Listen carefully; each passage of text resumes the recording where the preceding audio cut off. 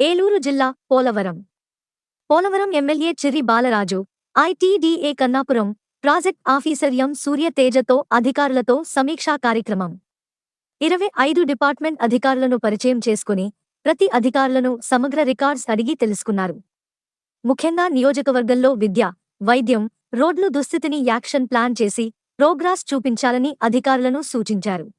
పూర్తి అవగాహన కోసం ఈరోజు ఆల్ డిపార్ట్మెంట్స్ సంబంధించిన అధికారులను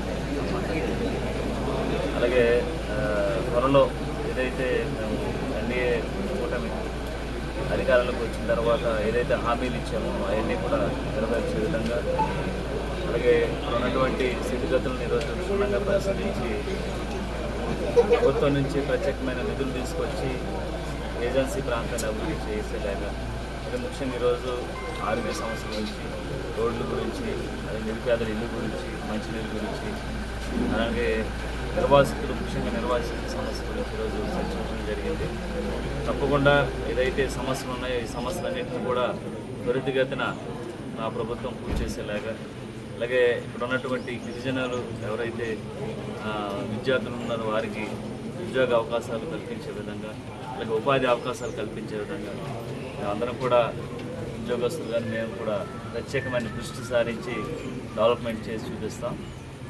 అలాగే ఈరోజు అధికారులు అందరూ కూడా చాలా యాక్టివ్గా ఉన్నారు. వారితో మేము తప్పకుండా కలిసి ముందుకు వెళ్ళి పోలవరం నియోజకవర్గంలో ఉన్నటువంటి సమస్యలపై దృష్టి సారించి వాటిని తీర్చే విధంగా మేము ముందుకు వెళ్తాం.